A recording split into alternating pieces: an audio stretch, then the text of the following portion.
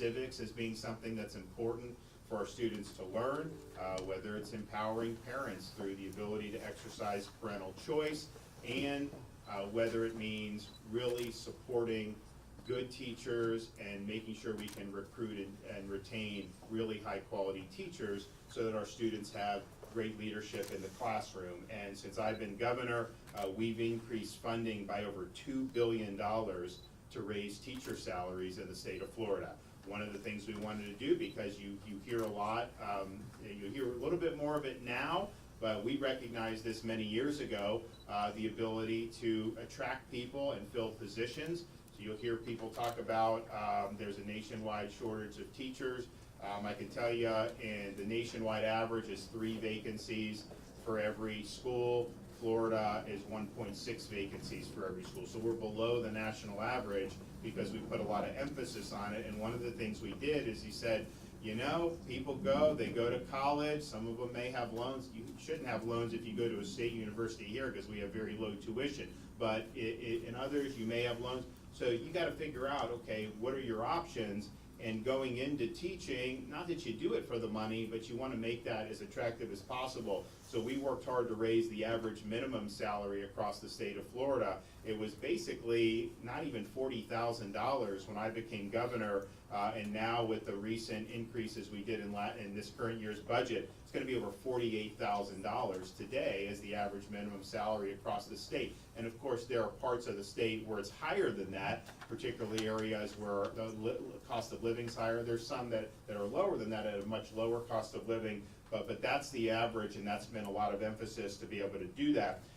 We've also done things like offer teachers the ability, if they do additional training in areas that we think are important, like civics, they do our civics program, they get a $3,000 bonus for going through and earning a civic seal of excellence. And so we want to make sure that we're focused on what's important, but then if teachers are doing what they need to do to be the best they can be, then we want to reward that. So we're able to do that, and that has been something that's very good. We also eliminated Common Core my first year as governor. We eliminated the FSA, and we now have progress monitoring. You know, they used to spend so much time on this one end of the year test, and the problem is if there's deficiencies, everyone's gone for the summer, you can't even rectify.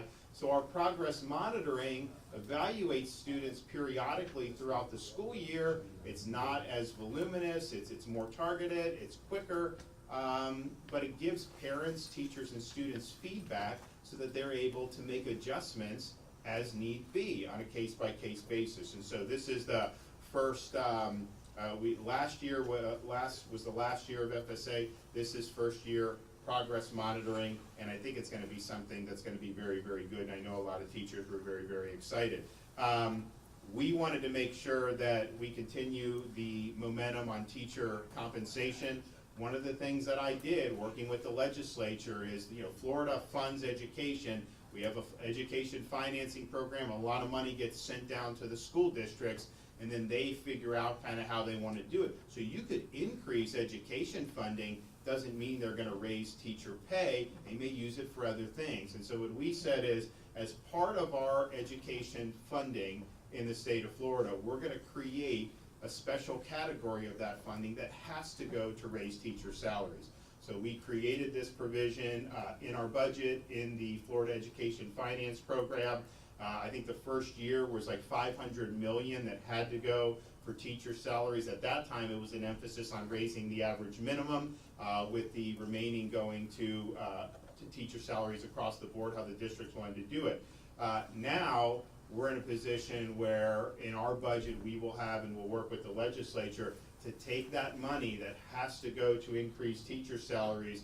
We started off at $500 million. This year we'll have $1 billion in that teacher categorical program. Since we've already met our goal of average minimum salary, all that additional money can go to increase teacher salaries however the districts want to do it. And we think that that's important to both recruit and retain good people in the classroom. So with that proposal and getting that into the budget and hopefully being able to make that law, we will have invested more than $3 billion in increased teacher salaries since the year 2020, and that's never been done in this state's history at that level before. So we're proud that we're able to do that, and we want to continue the momentum with that. You know, pay is part of what you're talking about with education, particularly teacher, but it's not the only thing. And one of the things is you know, teachers, you talk about, you know, students have rights. We talk a lot about parents having rights, and that's very important. You know, but teachers really need to have rights in terms of them managing classrooms and being able to do what they need to do. So one of the things we're going to be proposing and working with the legislature on is a series of what we're calling teacher empowerment, almost like a teacher's Bill of Rights. We want to make sure that teachers that are doing their job well are protected and are able to do that without fear of any reprisals. And so we will be establishing a new process for individuals to notify the state if a teacher's rights have been violated, and we will ensure that our Florida Department of Education can investigate those complaints very quickly. We also want to empower teachers to maintain safe classroom learning environments. Teachers should not be at fault if you have kids fighting or being disruptive. You know, a teacher has every right to ensure discipline and to ensure a safe learning environment. I think sometimes teachers feel they will end up being the bad guy just by making sure that the kids are behaving. We want to make sure that the teachers are protected. I mean, honestly, it shouldn't even be up, you know, their role to have to do this, but we see that that's something that happens because we have discipline that probably isn't where it needs to be. So they will have the ability to do that. They will have a presumption that they acted appropriately. We want to make sure that everyone feels safe and everyone can learn, and we don't want disruptions to ruin the learning experience for everybody else. We also want to make sure, because we've seen this happen over the past couple years, there may be the state of Florida legislate certain policies into law. There may be certain school boards or school districts who don't necessarily like some of those policies. Well, at the end of the day, we're a state and a country and a society based on the rule of law. So if you don't like the policies that are enacted by the legislature, signed by the governor, you have an election every 2 years where you can go and make your voice heard. There's a lot of complaints about some of the things we did, like parental rights in education in some areas, not most areas, but in some. And the issue is a teacher is faced with either following state law or listening to a school board or a school union or an administrator telling them to violate state law. If they follow state law, they're protected. They should not be put in a situation where they're being told they have to violate clear policies of the state of Florida that are enacted in statute. And so these protections will include that. Now, if you're following the law, you are good to go. And it doesn't matter if a school board or a superintendent thinks otherwise. I think we're gonna have less of that going forward this year because I think, quite frankly, we've elected a lot of people to school boards across the state who are not gonna want to behave in that fashion. But nevertheless, you know, that's just the case. We'd also encourage some of these school districts and the new school board members to lean in onto teacher empowerment to ensure good learning environments. Yeah, I don't know if it's something that the state would legislate, but I think to myself, why are these kids on their phones during class all the time? I mean, I think a school district would be totally within their rights to say, you know what, leave your phone in some cubby or something, go sit in class, learn, and then if you get it at recess and you want to text people, fine, but they should not be always on their phones and being distracted from the lessons. And so I think that our school boards will be able to lean in on some stuff too to buttress what we're doing, and I look forward to being able to do that.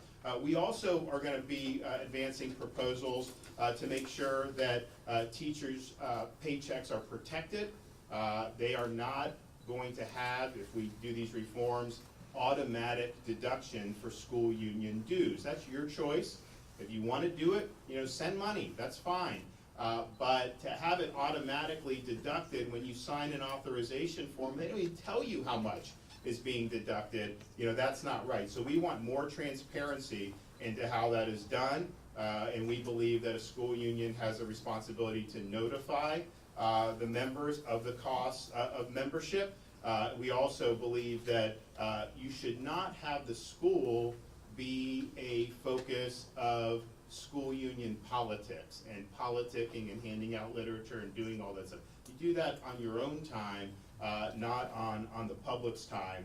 We also believe that, and we reflect in this proposal, you know, if you're somebody that's working for a school union, you should not make any more than what the highest paid teacher is making. And that's just, you have these people making huge amounts of money, and the teachers are making half of that amount of money.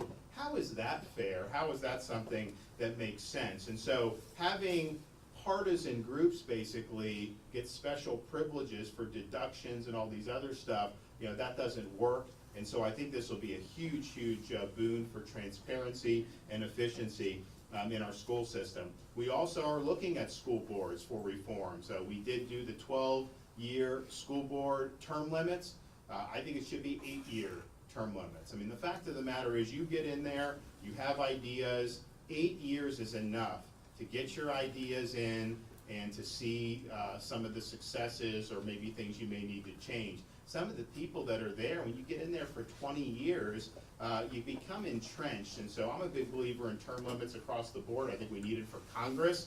I think we need it in a lot of different areas. I think our legislature works better because we have term limits, but the 12 years, better than nothing, but I think we can do better. So we're gonna end up doing 8-year term limits for that. The members of the legislature are gonna be working on this, require amending the state constitution, but the Constitution prohibits any type of party label on school board elections, and that had actually been construed as you can't even tell people what you are. A federal judge struck that down a couple months ago, but the reality is people should be able to run for office how they want to run for office. They have a First Amendment right to do that. They can identify with a party or not, and so they may work through a resolution to change it, but at a minimum, we want to embrace the idea that if you're campaigning for these positions, you can identify yourself however you want to identify yourself, and if that's with the political party, you're absolutely able to do it. I mean, what we've seen over the years is you'll have like counties, you know, in like Southwest Florida, like voted for me by like 40 points, and yet they're electing people to the school board who are like totally the opposite philosophy, but those people are running saying that they're sharing the philosophy, then they get on and they do something different. And sometimes it's hard without knowing because you have all these names on a ballot. So we want transparency, we want people to be able to do what they think is best and educating voters to the maximum degree. So all told, I think this is a huge, huge package for increasing pay for teachers, for supporting teacher empowerment in the classroom, and to protect their paychecks and making sure that school unions are not exerting excessive influence. And I'll just note, we passed our most recent teacher pay increase. The legislature passed it last March. I signed it into law probably sometime in May, and even to this day, not every school district has raised the teacher salaries like they're required to do. Some waited until after the election, some have just now done it. And this is, a lot of this is with school unions playing games with a lot of this stuff. That is wrong. When you have money on the table to be able to increase teacher pay, that should be the first thing you're trying to do to get that money out. And so I think we're gonna work to see, you know, this money, this $1 billion, we may say, you need to use this by a certain point or lose it, because this haggling over it and keeping the teachers and their salary increases hostage for other issues, I just think is wrong, and I think it hurts teachers when we need to be helping teachers. So I'm excited about this. You know, no one would have thought just a few years ago that we'd be sitting here talking about having done over $3 billion potentially in salary increases. And so it's been a long road, it's been a lot of hard work, but I think ultimately it's something that's very, very important. You know, you can have one teacher can make a huge difference in the lives of these students, and we're recognizing that, and we're gonna make sure we do everything to make Florida continue to be the education state. And if you just look, you want proof in the pudding on that, most recent NAEP scores, Nations Report Card 2022, first post-COVID report card, Florida number 3 and 4 respectively for 4th grade reading and 4th grade math in the country. And if you control for demographics, we're number 1 in both of those. That doesn't happen by accident. It says we got a lot of people that are working really hard to help the next generation. Okay, we're gonna hear from some other folks. So we'll start with Commissioner of Education, Manny Diaz.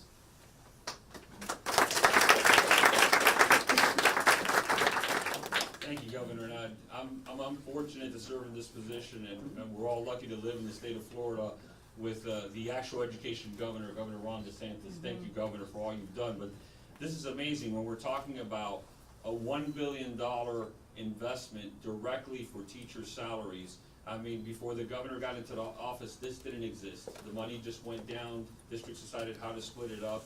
The governor led in making sure we created a categorical that now will be, like the governor mentioned, $3 billion going directly to teachers. So when you talk about education, supporting parent rights, school choice and students, and teachers' rights, not only making sure that there is the proper pay, and this governor has not only talked the talk, but walked the walk by putting this initiative in place and continuing to double down and invest directly in our teachers. And so what we need is for those that are obstructing this, whether school unions or administrations, to get out of the way and make sure that these dollars go directly into the teachers' pocketbooks immediately. We shouldn't be waiting for teachers to receive that money. But beyond that, as the governor mentioned, it's not only about pay. It's about the regard for teachers, the respect for teachers. And having been in the classroom, I can tell you that having the feeling that someone has your back, the governor has your back, and you are able to perform your duties and teach these students, maintain discipline, and do your job. This is what parents want. This is what parents send their kids to school for. And so this is an incredible initiative to not only protect our teachers in the classroom, to make sure they can make decisions, but the fact that we even have to do this to make sure that teachers are able to follow the law without repercussions is crazy. But here we are, and I'm so glad to have Governor DeSantis' bold leadership to do this, along with paycheck protection. Look, if you want to be part of an association, of a union, of whatever, the government shouldn't be in the role of collecting. Why is the government collecting these dues? In today's day and age, those dues can be paid, but the person needs to be aware that they're participating, how much is being taken from their paycheck, and what are they getting in return? What are they getting in return? Because I will tell you, I can tell you what the governor has done for these teachers, and that's going to be a total of $3 billion over the last few years. I can't say the same for It's also important to have the transparency and the clear line of when you are at a school, you're in the business of teaching and learning, not in the business of politics. And that goes for either side.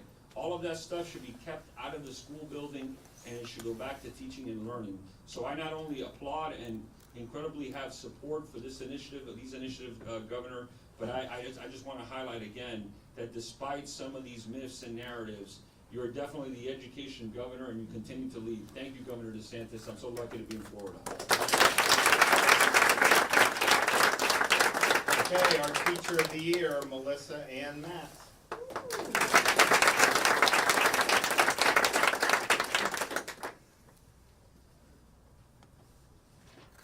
It is an honor to stand before you today with Governor DeSantis as the 2023 Florida Teacher of the Year.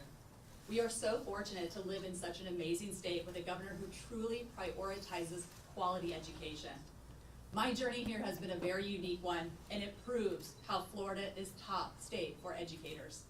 After graduating from college in Iowa, I attended the Great Florida Teach-In, where it allows people like myself who want to become teachers in Florida to interview with school districts and also be able to get jobs. From that day forward, my life launched on an incredible journey of success. I came to Florida to be a teacher. Receiving my first job in Clay County, I have been here my entire career. Being named the 2023 Florida Teacher of the Year has truly been the greatest honor. It's an exciting time to teach in Florida, and under Governor DeSantis, Florida is setting the standard for the rest of the nation. Student assessment results are climbing, and student achievement gaps are closing. Florida has made a record investment in school safety and resiliency, student literacy, civics, and the workforce education. Per student spending is at an all-time high. And with today's announcement, Governor DeSantis is proposing to continue to make record-breaking investments in teacher pay. The teacher salary increase allocation shows that Florida values teachers. And Governor DeSantis repeatedly makes good on his promises by securing more funding for teachers year after year. and not just for new teachers, but for veteran teachers like me. Educators in Florida are elevated and celebrated, and my journey is proof of that. Teaching is the greatest job in the world, and I became a teacher to better the lives of my students. Teaching in Florida is an opportunity of a lifetime. Thank you, Governor, for truly making Florida the education state.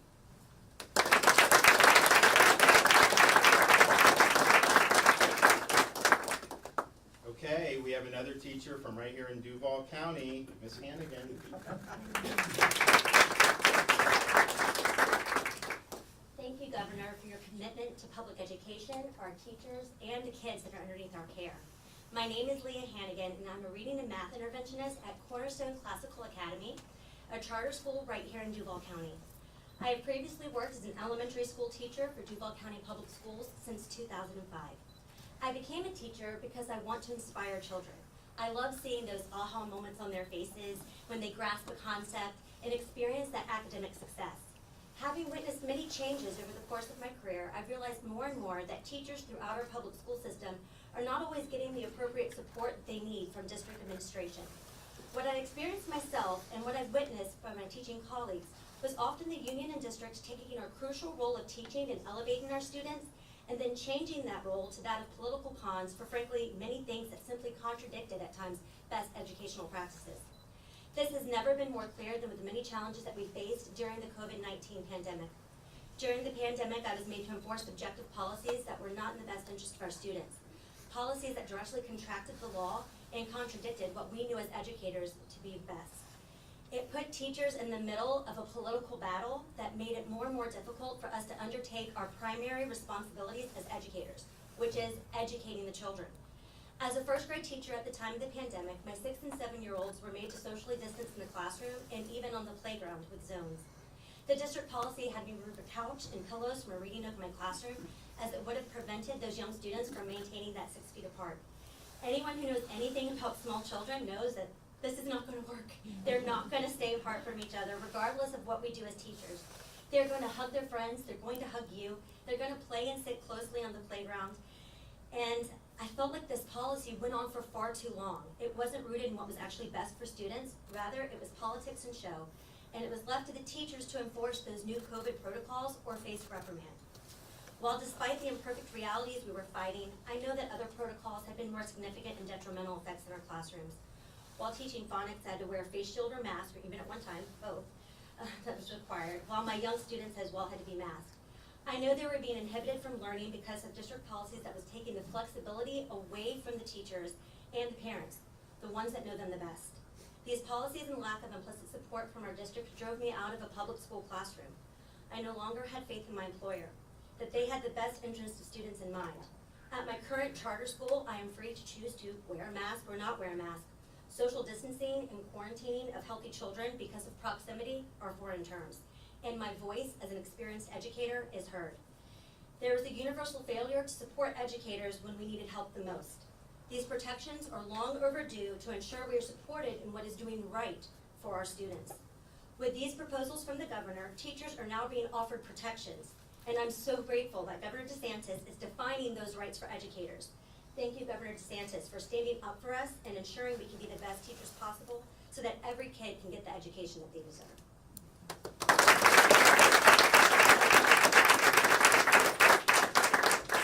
Okay, Charlotte Joyce, Duval County School Board. Good morning, my name is Charlotte Joyce and I represent Duval County Public Schools District 6. Along with my constituents, I am very happy to say that I live in the free state of Florida. Before I was elected to the school board, I was a teacher in the Duval County Public School System. Right now, I have many of my close friends and former colleagues that are teachers in the Duval County Public School System and are in the bargaining unit in Duval County. What I have seen and noticed is that the unions are not protecting our teachers, from Washington D.C. all the way down to the state level, to the national, our local communities. Unions are failing our teachers. During the pandemic, we saw the teachers' unions advocate strongly for mask mandates and for vaccinations. Because of our great governor, he just put a stop to that and said, we're not gonna have that in the state of Florida. As a board member, during that time, there was an MOU that was brought to the board. And in that MOU, eventually it mandated that teachers would have to be vaccinated. During that vote, 6 of our 7 board members were present. It was a 3-3 vote, a tie, so evidently it lost, it didn't pass. And at the end of that meeting, I had a teacher walk up to me, literally shaking, and with tears in her eyes, thanking me for voting no. She loved her job and she loved teaching, but she would leave the profession if she had to be vaccinated. We are increasingly seeing the teachers' unions are becoming more and more involved in politics, and they are not advocating for the rank and file of their members.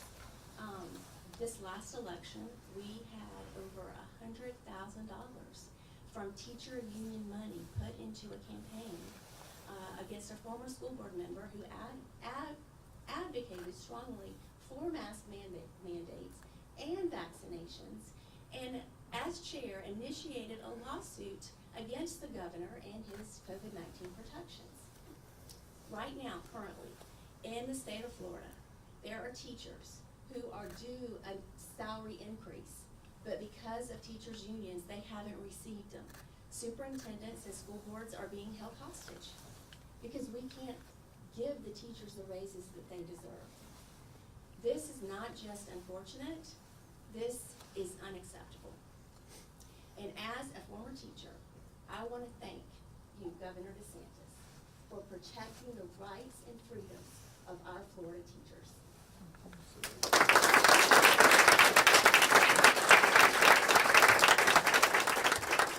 Well, so we've got a lot of good stuff here. We'll be working really hard in the ensuing weeks and months to bring it to reality, but I think we've got a lot of great momentum. I think we've delivered a lot of great results, and we want to just continue that. So this is just another step in the direction that we've been taking. So I look forward to working with the folks in the legislature and getting it all done. Okay, yes, sir. Governor, on the AP African American Studies course that was rejected by the state, been a lot of criticism of that move. People saying, you know, this is exactly what we were fearing with the individual freedom bill. I don't know if you or the commissioner could maybe expand a little bit more about what was in that course. I think so. You know, as you know, in the state of Florida, our education standards not only don't prevent, but they require teaching Black history, all the important things. That's part of our core curriculum. This was a separate course on top of that for advanced placement credit. And the issue is we have guidelines and standards in Florida. We want education, not indoctrination. If you fall on the side of indoctrination, we're going to decline. If it's education, then we will do. This course, so when I heard it didn't meet the standards, I figured, yeah, they may be doing this here. It's way more than that. This course on Black history, what's one of the lessons about? Queer theory. Now, who would say that an important part of Black history is queer theory? That is somebody pushing an agenda on our kids. And so when you look to see they have stuff about intersectionality, abolishing prisons, that's a political agenda. And so that's the wrong side of the line for Florida standards. We believe in teaching kids facts and how to think, but we don't believe they should have an agenda imposed on them. When you try to use Black history to shoehorn in queer theory, you are clearly trying to use that for political purposes. Governor, Yes, one of the AP studies that course parts have been listed as concerning is the topic of movements for Black lives. Can you describe what about that is concerning, as some people are calling it, Is that calling with the Black abolishing history prisons? inferior? Is that part of the? So if you read actually what's in there, they're advocating things like abolishing prisons. Now that's a radical political position. You're free to take that in your own life. I don't think very many people would think that would actually work.